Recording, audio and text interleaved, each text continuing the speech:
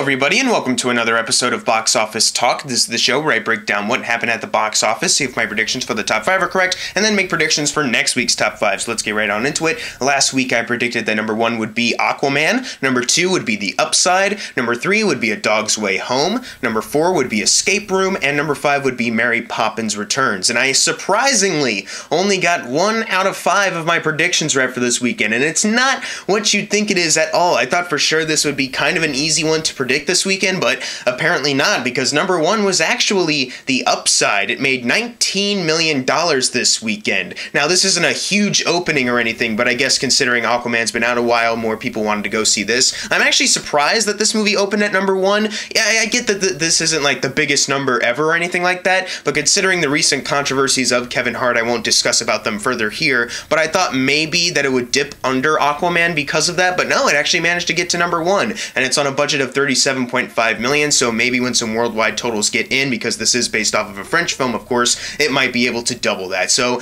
it's off to a pretty okay start so far. Maybe domestically and worldwide, once you combine those totals, it'll actually look really good though. Number 2 was Aquaman, however, just $2 million behind, making $17 million, adding to a domestic total of $287 million, and on the worldwide chart, it is the 5th film of 2018 to surpass $1 billion, sitting at $1.021 billion, which is very good for this film. Domestically, it still has $4 million away to outgross Man of Steel out of the DC films, but honestly, the fact that it's the highest grossing DC film worldwide right now, that's fine. You don't need to worry about the domestic ranking of the DC Extended Universe movies. Like, look at how much money it's made worldwide, and that's amazing. It's the first film in the DC universe to surpass $1 billion. Not Man of Steel, not Batman v Superman or Justice League, this movie right here, which might be completely unexpected, but hey, it was a fun time and a lot of people thought so too, so why not? Number 3, we have A Dog's Way Home, which is the only prediction I got right this weekend. This is actually a lower opening weekend than A Dog's Purpose, which is like a book by the same author as A Dog's Way Home, something like that. It's not really a sequel to A Dog's Purpose, but it's got a similar title, but whatever, it made $11 million this weekend, and this is on a budget of $18 million, so not a bad start, and once they get some worldwide numbers in, I think it will be able to double that budget, but it definitely is a little disappointing, I guess, to see that it didn't make more on an opening weekend than A Dog's Purpose. I think it definitely might feel some doubt about A Dog's Purpose 2 coming out later this year, but whatever, we'll have to wait and see how that goes. Number 4, we have SpiderMan Into the SpiderVerse, making $9 million, adding to a domestic total of $147 million, and on the worldwide chart, it is sitting at $302 million.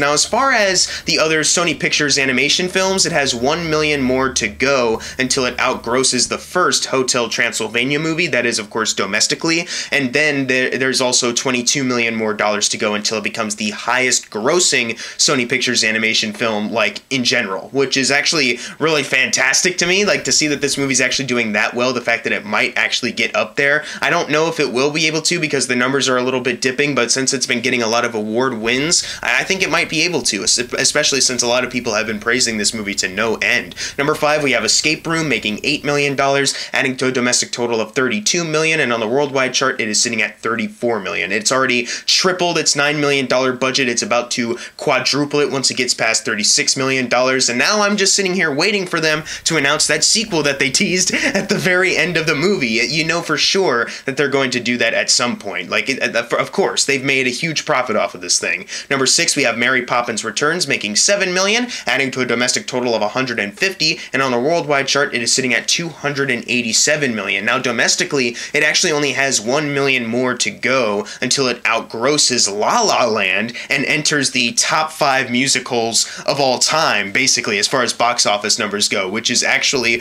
pretty phenomenal. It'll be entering the same ring as Grease and the remake of Beauty and the Beast and a couple other musicals, which is actually very surprising, to be honest, but honestly, it's very well deserved since this is a fantastic musical, and it's done so well financially that they've already started developing another film, which I can't wait to see it. Hopefully, the people who went out and saw this movie and gave it so much money can't wait to see it also. Number 7, we have Bumblebee, making $6.7 million, adding to a domestic total of $108, and on the worldwide chart, it is sitting at $364 million. So $36 million to go until it gets to $400 million worldwide. I'm really hoping that, like Mary Poppins Returns, we'll get a news story eventually that a Bumblebee sequel or another film in this new rebooted Transformers universe will be in development soon, because I honestly do think that these are pretty good numbers and that you'll be be able to make a lot of profit on more good Transformers films like this. Number 8, we have On the Basis of Sex, which actually went a little bit more wide this weekend, making $6.2 million, adding to a domestic total of $10 million. It is on a budget of $20 million, and there is no worldwide total as of yet, but I think maybe Felicity Jones might get some love for her performance. At least I think so, or maybe just more people will get notice of it.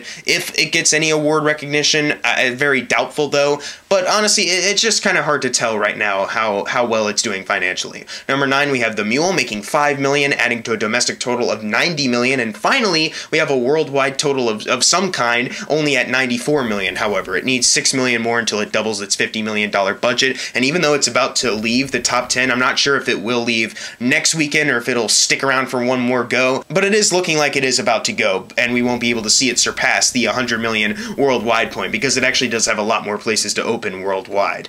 Number 10, finally, closing out the video, Vice, making $3 million, adding to a domestic total of 35. Still no worldwide totals, but the fact that Christian Bale has been getting a lot of love for his performance might drive more people to go out and see this film, and maybe eventually when we do get a worldwide total, it'll show that it doubled its $60 million budget.